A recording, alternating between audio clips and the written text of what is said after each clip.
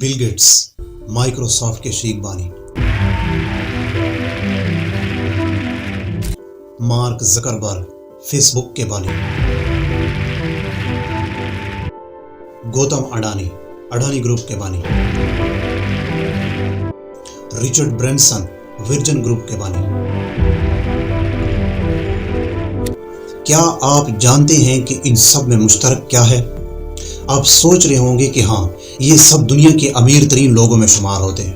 Richard Branson, now the first person to reach the edge of space in his very own spacecraft. لیکن ایک اور چیز جو ان سب میں مشترک ہے، یہ سب لوگ ایک ایسے جال سے بچ نکلے ہیں جس میں آج ہر دوسرا انسان فخر سے خود کو ڈالتا ہے۔ Change the perception of reality to such an extent that despite of the abundance of information, no one is able to come to sensible conclusions.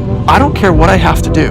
If I have to move somewhere or start something or whatever it may be, I'm not going to put my children into a system that doesn't understand the gifts and abilities they have just because they don't fit on the conveyor belt. And in the US, there are more than 5 lakh people who don't send their children to school. Ironically, mostly all teachers, because they know how screwed up the system is.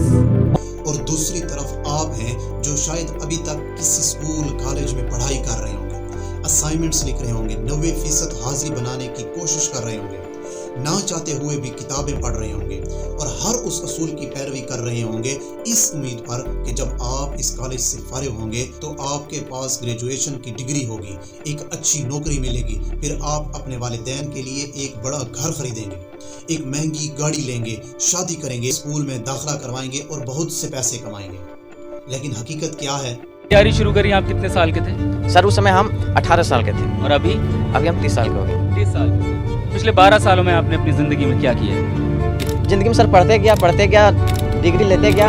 میں نے 3 subject میں post graduate کیا، be add کیا، C TET qualified ہے، net qualified ہے۔ سر ہم لوگ کو بہت ہین بھاونا سے پریوار رشتہ دار والے اتنے بات نہیں کرتے سر، اور میں 2 سال سے گاؤں میں بھی نہیں گیا ابھی تک۔ دکھ ہے سر، کیا بولوں، میں اپنے دکھ اور پیڑا کو کسی پاس سامنا نہیں کر سکتا ہوں سر۔ بہت سنگھرش سے پڑھا، ٹیوشن پڑھا کے میں 2012 سے ٹیوشن پڑھا کے ابھی تک میں پڑھائی کیا ہوں، اور میں کچھ بھی حاصل نہیں کر پایا، الٹا ہمارے پر فائر ہو گیا۔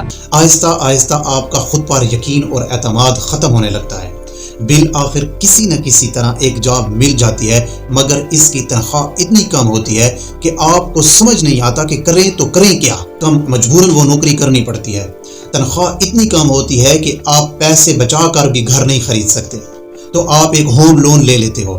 پھر سوچتے ہیں کہ جب اپنا گھر ہے تو ایک کار بھی ہونی چاہیے، تو آپ کار لون لے لیتے ہو، چاہے انجانے میں ہی صحیح، لیکن آپ نے خود کو چاروں طرف سے جکڑ لیا۔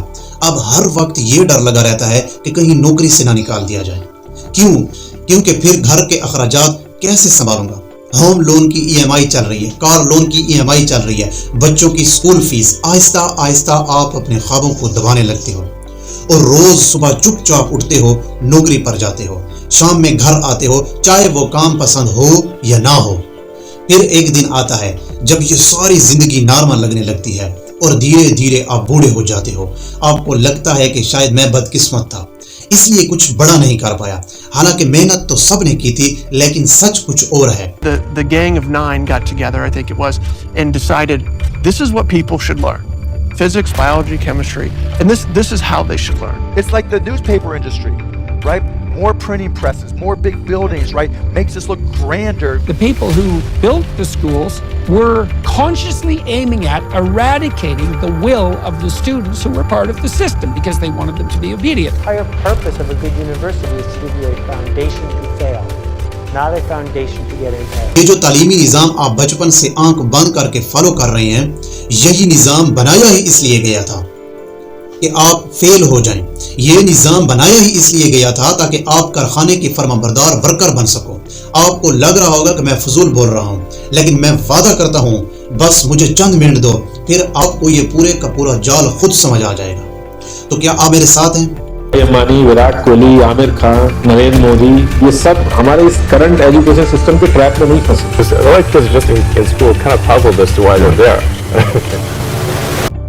اب آتے ہیں 1896 پر، جب نیپولین کی فوج اور پرشین کی فوج کے درمیان ایک جنگ ہوئی۔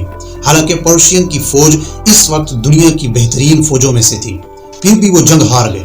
پرشین لیڈر یہ سمجھ نہ سکے کہ اتنی زبردست آرمی ہونے کے باوجود ہم ہار کیسے گئے۔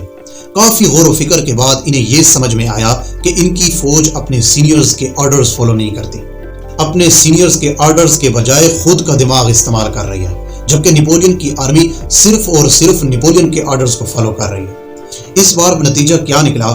پرشین کو اپنا آدھا علاقہ نیپولین کے حوالے کرنا پڑا اور ساتھ ہی امن معاہدہ پیس ایگریمنٹ بھی سائن کرنا پڑا۔ اب پرشین لیڈر کے سامنے ایک بہت بڑا چیلنج تھا۔ ہمیں اس بات کو یقینی بنانا ہے کہ اس بار کہ ایسا پھر کبھی نہ ہو، لیکن سوال یہ تھا کہ وہ ایسا کریں گی کیسے؟ کافی سوچ بچار کے بعد انہیں ایک آئیڈیا آیا اور پھر انہوں نے ایک ایسا نظام تیار کرنا شروع کیا جس کا مقصد صرف اور صرف یہ تھا کہ سپاہی اتنا ہی کریں جتنا اسے کہا جائے بس۔ اور ایسا کرنے کا بہترین طریقہ کیا ہو سکتا تھا؟ ایسے دماغوں کو کنٹرول کرنا جو ابھی سوچنے کے قابل ہی نہ ہو، جنہیں صحیح اور غلط کی پہچان نہ ہو، تاکہ جو کچھ بھی انہیں سکھایا جائے وہ اسے ہی سچ مان لیں۔ اسی سوچ سے ایک 8 سالہ تعلیمی نظام تیار کیا گیا جسے ہم آج پرشین ایجوکیشن سسٹم کے نام سے جانتے ہیں، جو بچوں کو 5 سال سے لے کر 13 سال کی عمر تک ایک خاص طریقے سے ٹرین کرتا ہے۔ پرشین ایجوکیشن سسٹم تیار کیا گیا۔ Russians produced a universal education system in the late 1800s because they were afraid they were losing military superiority and they wanted to produce a cadre of mindless, obedient soldiers. That was expressly the purpose. ان 8 سالوں میں بچوں کو صرف اتنی ہی تعلیم دی جاتی تھی کہ وہ اپنے سینئرز کے حکم پر عمل کریں، نہ کہ وہ خود سے سوچنا یا سوال کرنا سیکھیں۔ پرشین لیڈر نے جیسا سوچا تھا بالکل ویسا ہی نتیجہ انہیں اس سسٹم سے ملنے لگا، اور اس طرح ایک ایسا نظام ایجاد ہو گیا جو مستقبل کو مکمل طور پر بدلنے والا تھا۔ اسی دوران ایک اور بڑی تبدیلی دنیا میں ہو رہی تھی کہ آپ اندازہ نہیں لگا سکتے۔ سن 1760 سے 1840 تک انڈسٹریل ریولوشن اپنے عروج پر تھا۔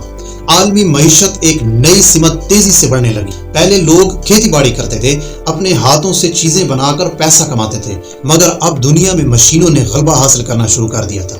ایک انسان جتنا سامان مہینے بھر میں نہیں بناتا تھا، ایک مشین وہی کام ایک دن میں کر رہی تھی۔ لیکن ایک مسئلہ تھا، فیکٹری میں ورکرز کی کمی تھی۔ کچھ لوگ اب بھی اپنے کھیتوں میں کام کر رہے تھے، اپنے بچوں کے کاروبار سے پیسے کما رہے تھے، تو کوئی بھی اپنی آزاد زندگی چھوڑ کر کسی اور کی فیکٹری میں مزدوری کیوں کرے گا؟ اس مسئلے کا حل کیسے نکالا گیا؟ پرشین ایجوکیشن سسٹم کی کامیابی اور اوپر بیٹھے حکمرانوں تک پہنچ چکی تھی۔ اب مختلف ملکوں نے اپنے تعلیمی نظام کو اسی پرشین ماڈل پر بنانا شروع کر دیا۔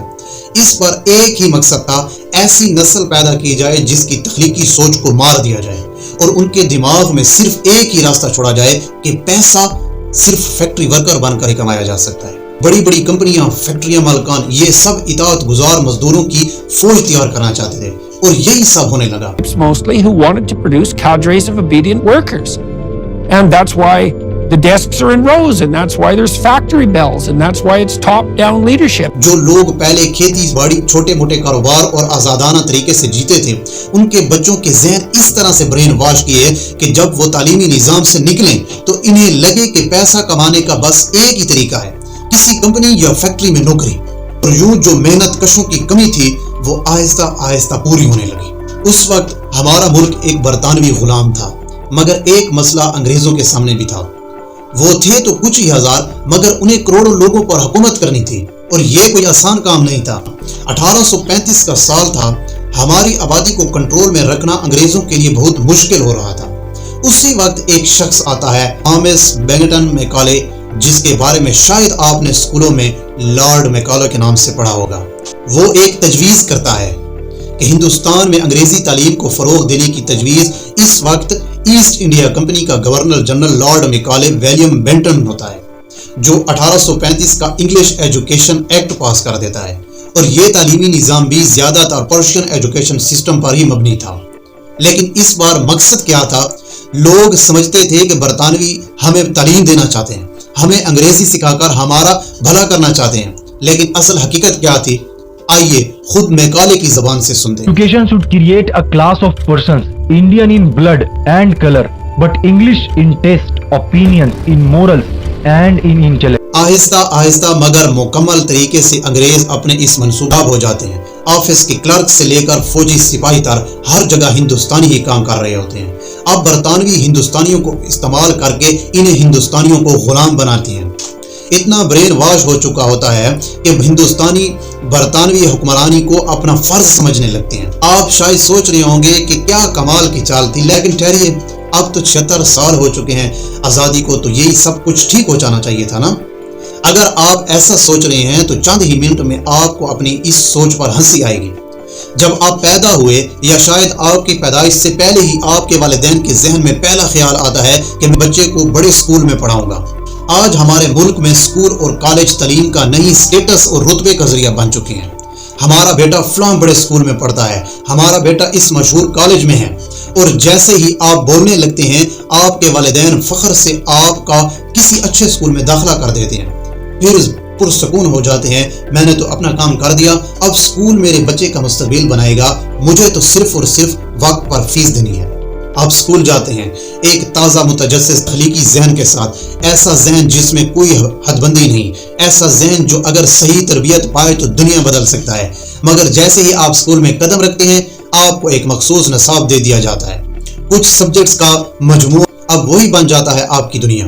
صبح سے شام تک بس انہی سبجیکٹس کے بارے میں پڑھنا، سوچنا، لکھنا۔ اگر آپ نے کچھ اور سوچا، کچھ اور لکھا، کچھ اور پڑھا تو آپ کے مارکس پر اثر اور آپ کو سزا بھی مل سکتی ہے۔ مگر کیا آپ کے والدین نے کبھی یہ سوال کیا ہے کہ یہ اسکول، کالج، کوچنگ سینٹرز آخر ہمارے بچے کو کیا سکھا رہے ہیں؟ کیا واقعی ہمارے بچے کا مستقبل سنور رہا ہے؟ کیا وہ جو کچھ پڑھا رہے ہیں اسے پسند بھی ہے یا نہیں؟ کیوں؟ کیونکہ انہیں لگتا ہے کہ ان کا بچہ کامیاب ہو رہا ہے، ایک بڑا آدمی بن رہا ہے۔ مگر اگر آپ تھوڑا بھی غور سے سوچیں تو آپ کو سمجھ آ جائے گا کہ اس اسکول اور کالج کے سفر میں آپ کو ایسا انسان بنایا جا رہا ہے جس کا مقصد صرف اور صرف یہ ہے کہ کسی طرح مجھے جاب مل جائے، یا سیدھے الفاظ میں کہوں مجھے کوئی نوکری پر رکھ لے، کوئی مجھے اپنے یہاں نوکری دے دے، جاب میں پہنچوں، اپنی گھر کی ارتھ ویوستھا کو صحیح کروں۔ مین مقصد تو یہی ہوتا ہے ہر آدمی کا، کیونکہ سرکاری جاب ایک ایسی جاب ہے کہ وہ آدمی کے مرتے دم تک ساتھ دیتی ہے، اسی لیے ہر آدمی سوچتا ہے چاہے چپراسی بھی مل جائے لیکن سرکاری۔ پورے اسکولنگ اور کالج کے دوران کبھی بھی آپ کو خود پر انحصار، سیلف انڈیپینڈنٹ ہونا نہیں سکھایا جاتا۔ کیوں؟ کیونکہ یہ سسٹم آپ کو کبھی خود مختار بنانے کے لیے بنایا ہی نہیں گیا تھا۔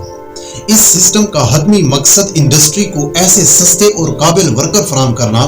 یہ پورا نظام ایک ایسے گروپ کو تیار کر رہا ہے جو اپنے باس کے آرڈر کو فالو کرے، سینئر کی عزت کرے، دن رات کام کرے، صرف ایک تنخواہ کے لیے، چاہے وہ کام اس سے پسند ہو یا نہ ہو۔ 25% سے زیادہ زندگی اس کرنٹ ایجوکیشن سسٹم میں لگاتے تھے تاکہ اپنے سے کم پڑھے لکھے آدمی کی کمپنی میں جا کے اس کے سپنے پورے۔ کوئی نہیں چاہتا کہ آپ سیلف انڈیپینڈنٹ بنے یا آپ کروڑپتی بنے۔ کیوں؟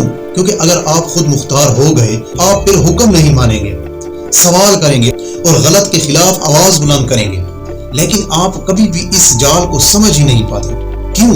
کیونکہ جب آپ کو اس جال میں ڈالا جاتا ہے اب آپ کی عمر اتنی نہیں ہوتی کہ آپ کچھ بھی سوچ سکیں، کچھ بھی سمجھ سکیں، اور جب آپ اس عمر میں پہنچتے ہیں جہاں آپ سوچنے کے قابل ہوتے ہیں تب تک کافی دیر ہو چکی ہوتی ہے۔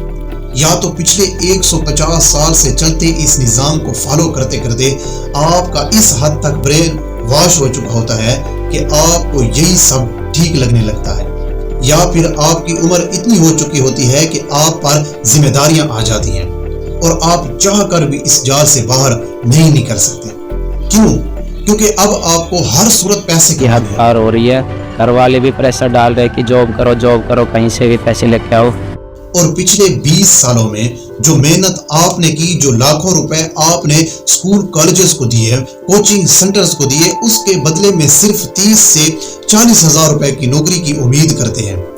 لیکن حقیقت کیا ہے آپ کو پتہ ہے؟